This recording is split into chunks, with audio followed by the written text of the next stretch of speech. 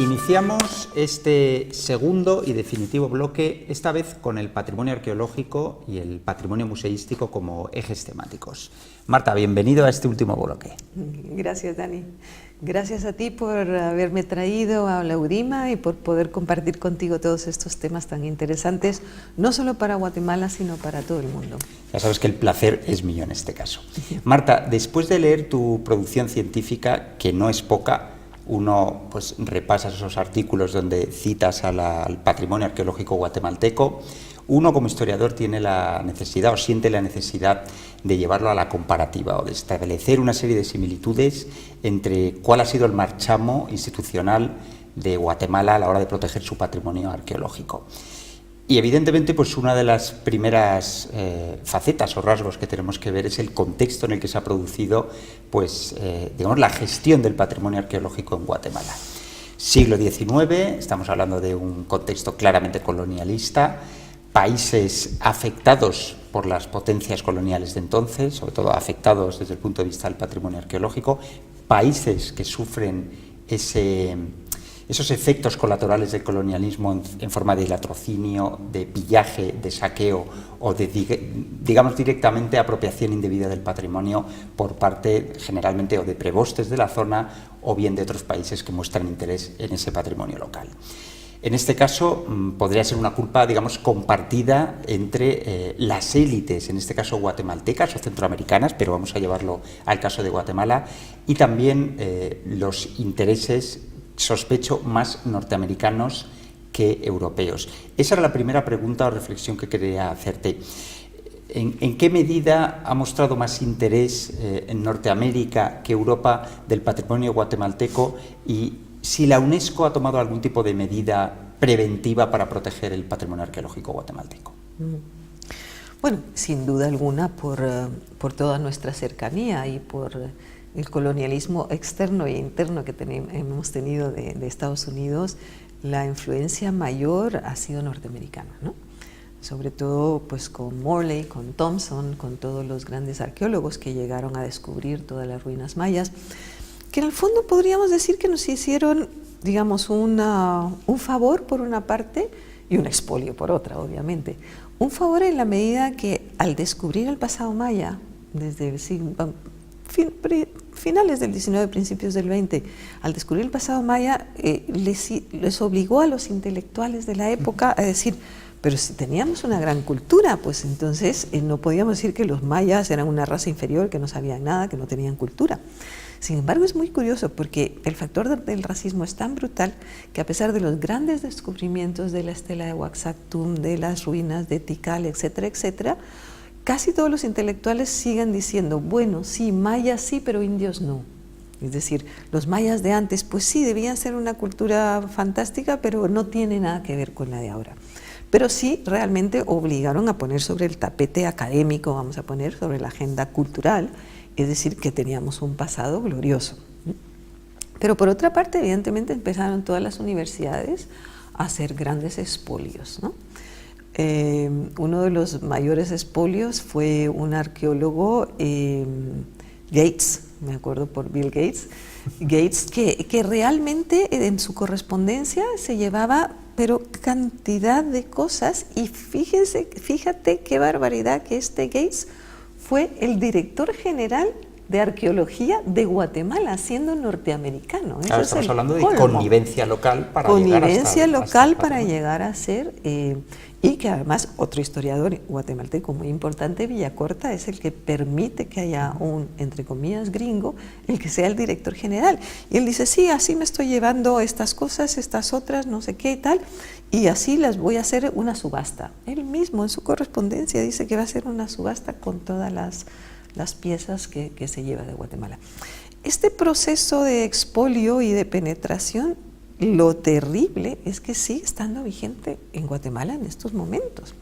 Ya lo veremos cuando hablemos del tema del mirador, pero aquí tenemos el mirador y como 3.500 kilómetros de todo el preclásico maya tan importante o más de los descubrimientos del maya, de los mayas, del preclásico maya, que está en manos de una sociedad que se llama Pacunam y Fares, en las cuales uno de los, digamos, de los miembros de esa sociedad es es la Sociedad del Rifle.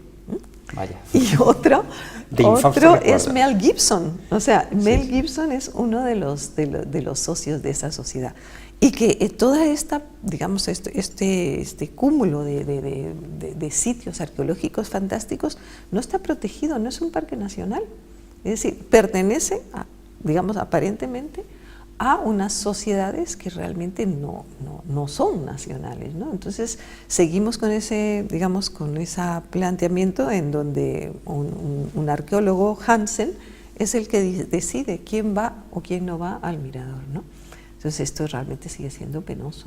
Sí, algo escandaloso por lo que estás filtrándote en tu primera respuesta. Escandaloso, realmente. Marta, es tentador recurrir también a la comparativa cuando uno observa cuál ha sido el cronograma de fundaciones museísticas nacionales en el caso de Guatemala.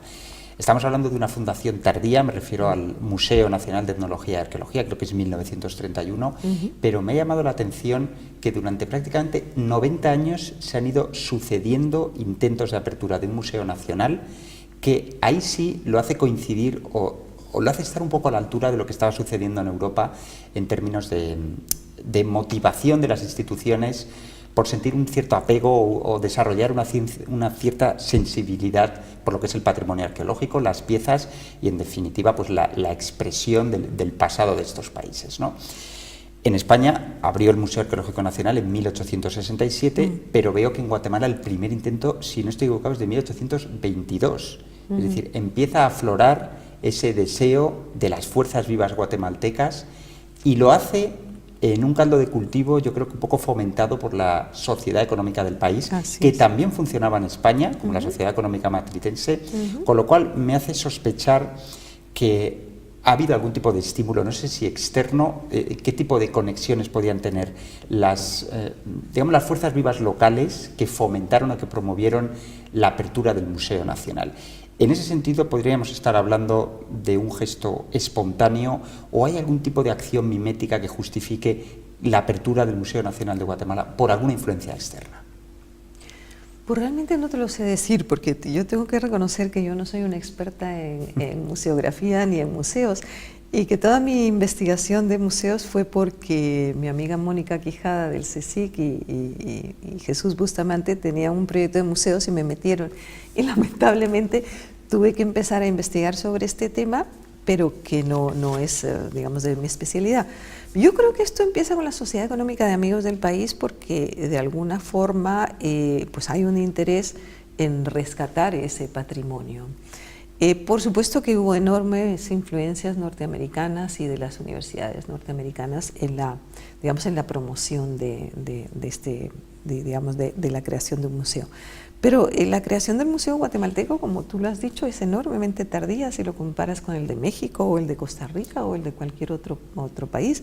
Y esto se debe a que tampoco a las universidades norteamericanas les interesaba que se construyera el museo, porque si se construía el museo ellos no estaban libres de seguir expoliando buena parte de las piezas y buena parte de los fondos de Guatemala. Entonces, en ese sentido, sí hubo una connivencia e incluso todo ese periodo, digamos, entre 1900 y 1931, incluso más tarde, se retrasó para que las universidades pudieran seguir operando de una forma aislada. Bien, es verdad que hicieron sus reconstrucciones y buena parte de todo ese patrimonio se ve en los grandes libros de Thompson, de Morley y de muchos otros autores, pero también es cierto que buena parte de todo nuestro patrimonio cultural, artístico, está en Estados Unidos. Y a mí lo que me llama la atención es que esta Sociedad Económica de Amigas del País, y como yo estudio redes, como bien sabes, estas redes familiares que constituyeron estos intentos o atisbos de museos son los que actualmente siguen patrimonializando la cultura y siguen tratando de privatizar la cultura. De hecho, una de las figuras que ya estaba en la Sociedad Económica de Amigos del País, que son los Díaz Durán, los Paisa Díaz Durán, en este momento Fernando Paisa Díaz Durán o Fernando Paisa Andrade, lo que pretende es de patrimonializar todo el museo, lo que es el museo arqueológico, y llevárselo a su museo, que va a ser un museo privado, o sea que estamos realmente volviendo al revés, de lo público a lo privado, pero esos fondos no se quedarían como parte del Museo Nacional o como parte de la riqueza del patrimonio cultural y artístico y nacional y museográfico, sino pasarían a ser propiedad o custodia de, digamos, de estas redes familiares que siguen patrimonializando buena parte de nuestra cultura. Eso es lo que también es atípico o anómalo. No es que hubiera un museo privado, fantástico. Ahora, que se trate de hacer desaparecer el museo arqueológico para que a través de la ruta maya pase a pertenecer al museo de Fernando Páez Andrade, no puede ser. Digamos, resumiendo, los lobbies siguen activos por lo que veo y haciendo daño a cuestiones patrimoniales, que realmente es una constante, no solo en Guatemala, sino en gran parte de los países que se ven afectados, evidentemente, por los tentáculos de países más poderosos y que tienen medios para acercarse y para esquilmar parte de ese patrimonio. Marta, en la construcción de relatos nacionales, sobre todo en el siglo XIX, pero también en parte del XX, es habitual recurrir a iconos del pasado para de alguna manera legitimar el presente. Lo hemos visto en Europa y sobre todo en el caso arqueológico lo hemos visto en Numancia, en el caso español, en Alesia, en el caso francés, o mismamente en Mashhad, en Israel, el año 48 con la creación del Estado de Israel, en mayo del 48, cómo se ha revelado como útil el recurrir a esta, digamos, dimensión icónica de la arqueología. Pueden ser yacimientos, pueden ser piezas, pasó en España con la Dama de Elche, pero bueno, hay múltiples ejemplos. Me pregunto si en Guatemala hay algún yacimiento arqueológico o pieza que ha desempeñado esta función icónica o que ha sido pretendido por ideólogos, por mandatarios, por creadores de opinión en definitiva, a la hora de apropiarse esa imagen del pasado para justificar el presente. Sí lo he sabido, pero digamos en el 19 y principios del 20 hubo una polémica muy interesante, ¿no? Eran escasos los arqueólogos y los antropólogos que miraban al pasado, digamos, de Tikal o de, por ejemplo, la estela de Uaxactún. Fue uno de los descubrimientos más importantes y que de alguna manera marcó, digamos, entre el recuperar el pasado histórico de los mayas a través de sus propias piezas arqueológicas, ¿no? Pero sí que se dio un debate entre que no podían ser comparados, por ejemplo, los mayas con los incas o los aztecas, porque eran civilizaciones superiores. La maya, al fin y al cabo, era de segunda categoría, es decir, ni siquiera tuvieron la audacia o la imaginación de ver el pasado maya como uno de los elementos constructores del proyecto nacional, es decir, lo despreciaron. Entonces se da un debate muy interesante entre Vasconcelos, Gubó y Gándara Durán, otro de los parientes de Fernando Andrade Durán o de Páez Andrade, de cómo realmente no se debería de recuperar el pasado maya, ¿no? Porque no tenía parangón con el peruano o con el mexica, ¿no? O sea, incluso ahí se trata de invisibilizar ese pasado maya. Pero, sin embargo, hay otros antropólogos, o sea, como a don Antonio Gubó, que realmente, o como Vela o otros de la generación del 20, que realmente sí, o Sierra es uno de los más importantes, que realmente retoma el pasado histórico de los mayas y todas estas, digamos, esos descubrimientos en ese momento, Tikal, Uaxactún, Yaxha es más tardío, para realmente construir el relato nacional. Sí.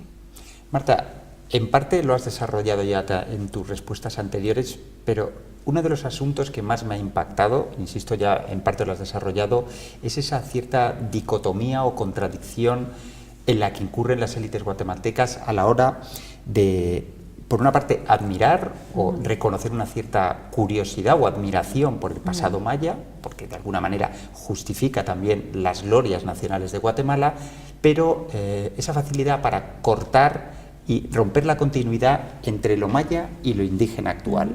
Me parece que tiene pues un contenido merecedor de un análisis bastante profundo, como se produce, lo has dicho anteriormente, pero me pregunto si dentro de este discurso supremacista que respalda esta opinión o esta forma de ver el pasado maya, de contemplar el pasado maya, pudo tener algún tipo de influencia las corrientes que estaban funcionando en Europa, me viene a la cabeza Gustav Kosina, el alemán Gustav Kosina, y la teoría de los círculos culturales, a la hora de marcar esa supremacía de una raza sobre otras. ¿Pudo ejercer una cierta influencia sobre esas élites guatemaltecas? Es decir, ¿los nutrientes ideológicos que llegaron hasta Guatemala tenían ese viso o esa procedencia europea en este caso? Sí. Sin duda alguna, yo he hecho un rastreo, pero muy somero, porque como te digo, no es mi especialidad. Yo me metí en este tema y de repente encontré que el Parador prácticamente era un patrimonio privado de un arqueólogo y de una sociedad, digamos, privada, en las cuales estaban personas tan, digamos, de difícil, digamos, incorporación a lo que puede ser el patrimonio arqueológico, como la Sociedad del Rifle o como Mel Gibson. Pero sí, la influencia alemana va a ser muy fuerte.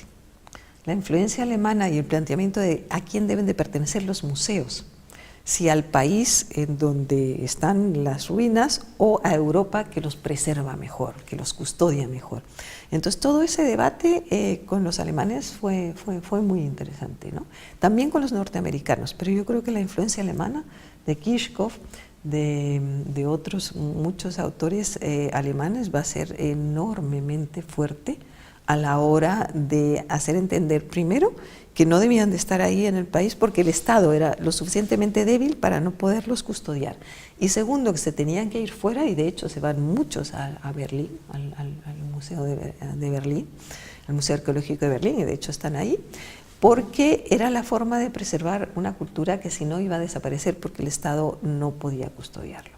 O sea que por una parte eso, y por otra parte los norteamericanos lo que planteaban no solo es eso, sino que no había dinero para las excavaciones, entonces era mejor que, por ejemplo, la Carnegie o otras, o los mismos Smithsonian, por ejemplo, Smithsonian son los que están protegiendo ahora todo la expolio y la, digamos, la National Geographic. O sea, que es que la National Geographic está dando mucho, pero muchísimos millones, supongo, es decir, para que todo este patrimonio se vaya afuera, claro. Pues esos son sus propios intereses, igual que los de los Smithsonian, a través de un individuo como Hansen, que está expoliando el país. Y además, como se pelean entre redes, se pelean entre el arqueólogo y las redes familiares tradicionales, y en un momento determinado se plantea, que yo realmente cuando lo oí pensé que me había vuelto loca y tuve que después ver si era verdad, se plantean que lo más interesante para todo el mirador es no dejar entrar a nadie, para que siga siendo un coto, digamos, de patrimonialización de la cultura, y lo que van a hacer es un parque temático de Disney. Yo cuando vi lo del parque temático de Disney digo, no, ya está Spielberg, ya me he equivocado, no puede ser, y lo he hecho preguntar por varias personas hasta que un día fuimos al mirador y vimos que estaba ahí la hija de Disney como uno de los sponsors y los patrocinadores. Entonces quieren hacer un trencito, o sea, quieren convertir al preclásico maya en un parque temático de Disney. Esto realmente raya entre lo irrisorio, lo indignante y lo realmente surrealista. Y no puede suceder. De hecho, sí sucede en Perú. Bien, tenemos ya el ejemplo de Perú, que es una privatización del patrimonio cultural todavía mayor que la de Guatemala. Pero yo creo que los guatemaltecos y las guatemaltecas, y también los países amigos que aquí han venido a pedir dinero, no podemos permitir que se dé este expolio de lo que es el patrimonio del preclásico maya. Nada menos. Nada más y nada Curiosamente menos. has puesto el ejemplo de Perú, Marta, el primer país o el país donde abrió la veda National Geographic Society en 1911 con el descubrimiento de las ruinas de Machu Picchu por Hiram Bingham, que pertenecía entonces a la sociedad y que ha sido un poco pues el precedente de todo ese cronograma de intervenciones de National Geographic Society, sobre todo en el patrimonio centroamericano y sudamericano.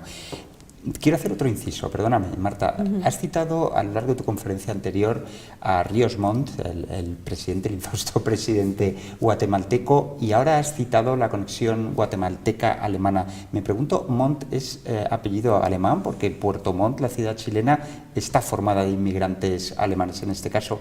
¿Puede tener algún tipo de linaje alemán? No te consta, ¿no? No tengo ni idea, pero no me da la impresión. En algún lugar lo habría leído. Y para cerrar la entrevista, me interesa Realmente no es una pregunta especialmente interesante, pero te he oído citar en múltiples ocasiones al Mirador y a Tikal. Yo visité las ruinas de Tikal hace ya bastantes años. En los años 90, desde luego, que el referente indiscutible a nivel arqueológico era Tikal, por recepción de turistas. Pero creo que el Mirador puede estar revelándose como una de las joyas arqueológicas subexplotadas, no digo explotadas a lo norteamericano, pero me refiero a nivel de montar parques temáticos guatemaltecos, no digo norteamericanos.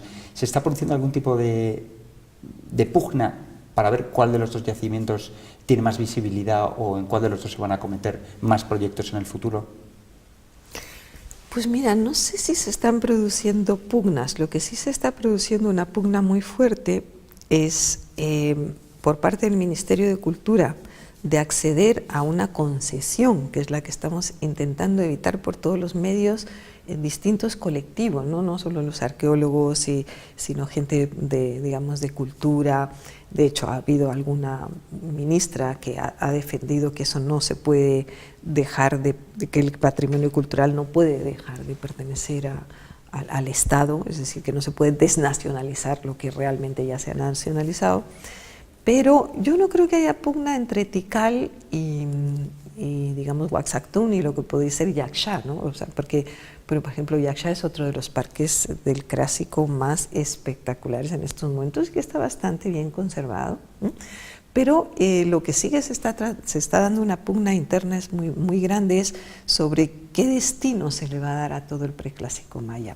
Y ahí, como eso es patrimonio de un individuo y de unas sociedades en donde no dejan el acceso a nadie, ni siquiera a los propios arqueólogos, o sea, si tú quieres ir a una misión española al Mirador, prácticamente no te dejan entrar.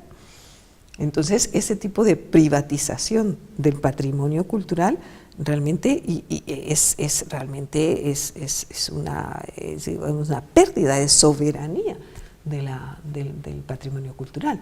Entonces la pugna está en qué va a ser del Mirador. Y por otra parte hay otros arqueólogos franceses y de otras nacionalidades que están también investigando, que no tienen ese afán patrimonialista, ¿no? Digamos, de privatizar lo que es el patrimonio cultural. O, por ejemplo, pues en otros parques temáticos donde sí han sido reconocidos como un parque nacional, que es lo que tenían que ser todas estas ruinas arqueológicas de esta magnitud, pues. Entonces yo no creo que haya una pugna entre Tikal clásico, el Mirador preclásico, pero realmente la historia ha cambiado a partir del preclásico. Y yo lo que no veo es estudios serios de arqueología que estén, digamos, bebiendo de las nuevas fuentes de lo que es el preclásico. O sea, no los veo, porque como no los dejan entrar, pues evidentemente no hay una producción académica seria. Efectivamente. En cualquier caso, tus reivindicaciones espero que no caigan en saco roto. La verdad es que tu obra está llena de peticiones y de una búsqueda de hacer aflorar un sentimiento de apego de guatemalteco con su patrimonio, con sus museos. Te agradezco que colabores en esa misión. Ya sabes que aunque aquí hemos sobrevolado asuntos de cuestiones patrimoniales y arqueológicas, estás invitada para contarlo con más detalle, aunque bastante detalle hemos puesto ya en él. Te agradezco bastante tu presencia aquí, dentro de este marco de este curso de verano, Marta, y espero que no sea la última vez que te tengamos aquí en los estudios. Muchas gracias por todo. Gracias a ti, Dani, y gracias por dejarme hablar de estos temas que son realmente desconocidos para el público español y para los estudiantes y que tienen que ser tenidos en cuenta, porque yo creo que España puede jugar un papel muy importante a la hora de enseñarnos el modelo de lo que puede ser digamos, la preservación de nuestro propio patrimonio, ¿no? España tiene una ley de patrimonio estupenda que nosotros no tenemos. Tenemos una ley de patrimonio, pero que es bastante limitada, y yo creo que España es un buen ejemplo del que nos podíamos nutrir, ¿no? Muchísimas gracias a ti por todo. Pues lo dicho, Marta, muchas gracias y espero verte por aquí pronto, porque la verdad es que vamos a necesitar tu voz experta autorizada en temas de Guatemala, de sociedad o cualquier otro tema que tú quieras venir a contarnos. Muchas gracias a ti y a la UDIMA por tenerme aquí. Un placer, muchas gracias, y despedimos este último bloque en el curso de verano mirando al presente desde el pasado.